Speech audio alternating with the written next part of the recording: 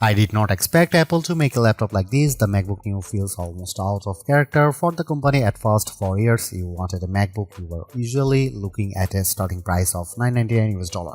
Sure, older models like the MacBook Air M1 could fall to around $699 US on sale, but that was still far above what most budget buyers were shopping for. The MacBook Neo starts at just $599 US for education, which is a huge jump downward. That is $500 less than the new MacBook Air M5. And yes, that price is low enough to set off warning alarms, but after testing the MacBook Neo, I think the surprise is not that it is cheap. The surprise is that it is actually good. In fact, it is the most balanced laptop I have used under $600 US, and it easily beats every Windows laptop I have tried in this class. It also leaves most Chromebooks behind. For $599 US, Apple gives you an aluminum body that feels solid and premium, a bright 500 nit display with rich color, and the A18 Pro chip, which is fast enough for everyday work, streaming, browsing, light productivity, and casual game. The side-mounted speakers are also much better than they have any right to be at this price. So, what did Apple give up to make that happen? Where does this laptop fit in the wider market? And should you actually buy it? Let's get into the full MacBook Neo review. The MacBook Neo is one of the most interesting Apple products in a long time, and it launches at a time when value matters more than ever. Prices are rising across consumer electronics, memory is getting more expensive, global trade pressure is still affecting hardware costs, and people are simply more cautious with money than they used to be. Apple is usually treated as the company that sells premium gear, and that is mostly true. But that does not mean Apple cannot make good value products. The Mac Mini M4 is already a strong example of that. The MacBook Neo goes one step further by targeting the budget and mid-range laptop space directly. That is a market filled with Chromebooks and affordable Windows laptops, and Apple is now entering it with a product built entirely on its own rules. And that is the key point here. The MacBook Neo is cheaper, but it does not feel striped down in the usual way. You still get a beautiful aluminum laptop, now offered in 4 lively color options that make Apple's lineup feel more fun again. The display is another big win. It is a 13-inch Retina panel with 2408 by 1506 resolution, which is sharper than the 1080p screens that dominate this price range. The webcam is 1080p and looks clean for video calls, the speakers sound excellent, and the laptop runs the full version of macOS.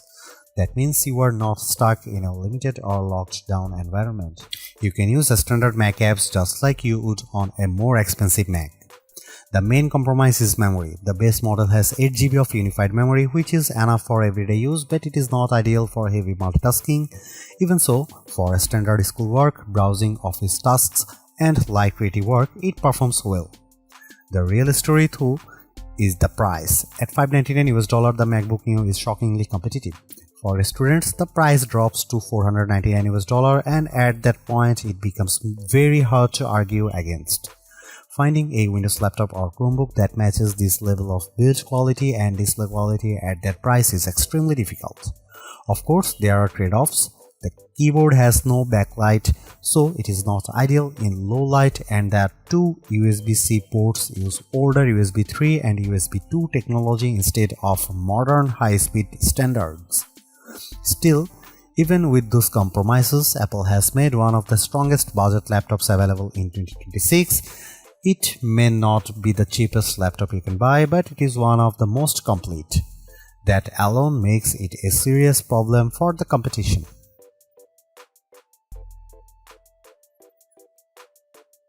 Price is the headline feature here, and Apple clearly designed the MacBook Neo around it. The starting price is $599 US with an extra $100 off for education users. That puts it among the least expensive Macs Apple has ever made. The Mac Mini M4 may cost about the same, but it does not include a display, a keyboard, or mouse, so if you care about total cut out of the box value, the MacBook Neo is the better deal. The base configuration includes a 13-inch liquid retina display, 8GB of unified memory, and a 256GB SSD. Inside, you get Apple A18 Pro chip with a 6-core CPU and 5-core GPU. The A18 Pro originally launched in the iPhone 16 Pro in 2024, and using that chip is one of the main reasons Apple could keep the price this low. Hardware choices are limited, which is expected at this level. The only real upgrade is storage, when you can move from 256GB to 512GB for an extra $100. That is not a bad deal in today's market. The higher storage model also includes a Touch ID button on the keyboard, which gives you fingerprint login, Apple Pay support, and easier authentication. The base model does not include Touch ID. At this price, the MacBook Neo goes directly after low-cost favorites like the HP Chromebook Plus 15.6-inch and the Acer Aspire Go 15. That alone is notable because Apple almost never competes in this part of the market. But in build quality, materials, and overall presentation, the MacBook Neo is ahead of nearly everything in that group. It also changes the meaning of entry-level Mac. The MacBook Air is no longer the cheapest MacBook you can buy, and that makes the new MacBook Air M5's $1,099 starting price feel less painful than it otherwise would. Still expensive, but a little more understandable. One more small but important note: in the UK and Europe, the MacBook Neo does not ship with a charger, only a USB-C cable. That is clearly part of a wider push to reduce e-waste. But it means some buyers will need to purchase a charger separately if they do not already have one. This is where Apple's usual strength shows up immediately. The MacBook Neo may be affordable, but it does not look or feel like a cheap laptop. That is one of the biggest reasons it stands out so much in this category. The aluminum construction gives it a firm, premium feel that most budget laptops simply cannot match. It also comes in 4 colors, which is a welcome change from the usual sea of grey and black notebooks. The review unit I had was the citrus version, which is a bright green shade that feels fresh without being loud in a bad way. Apple also showed the other colors at the launch event. Silver is the classic safe pick, blush gives you a soft pink tone, and indigo is a deeper blue. All of them look polished, not playful in a cheap way. The metal chassis does mean this laptop is not quite as light as some people might expect. It weighs 2.7 pounds or 1.23 kgs, which is the same as the MacBook Air. That is still portable, but for students carrying it around campus or kids moving between rooms, it is not invisible in a backpack.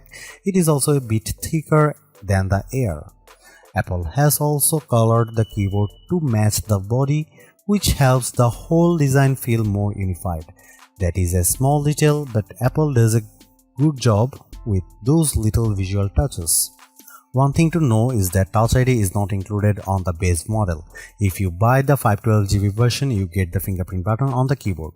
That is much more useful than the standard log button on the cheaper model, especially because Touch ID speeds up logins, purchases, password entries, and app approvals. It is a shame Apple locked that feature behind the more expensive configuration, since biometric security is already common on many cheaper laptops.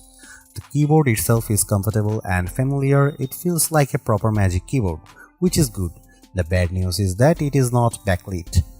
That is probably the clearest compromise Apple made to hit this price point, and it matters more than some people might think.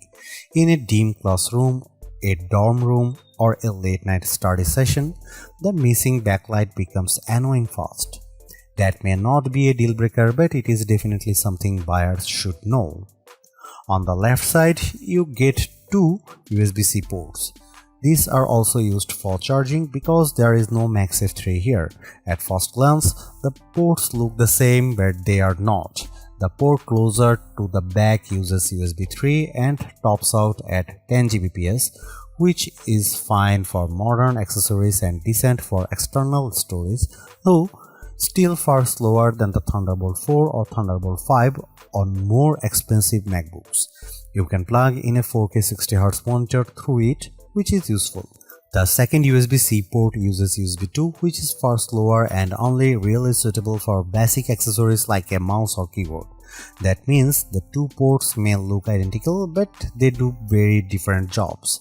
This is one of the strangest cost-saving choices Apple made. It works, but it is not elegant. Someone could easily plug a device into the wrong port and wonder why performance is so slow. Even if the logic makes sense, from a cost perspective, USB 2 in a 2026 laptop feels hard to defend. But outside of that, the design is excellent for the money, the aluminum body feels premium, the screen size is practical, and the display is one of the best parts of the laptop. At 13 inches, the panel is portable and easy to carry. At 2408 by 1506, it is sharper than the standard budget laptop display. At 500 nit, it is bright enough to use in a lot of different environments, and with support for 1 billion colors, the image looks rich and vibrant. If you are used to cheap laptops with dim, flat, washed out panels, the MacBook Neo will feel like a major step up. It is one of the best displays you can get on an affordable laptop and maybe the best overall. The only thing missing is touchscreen support, which Apple still refuses to add here.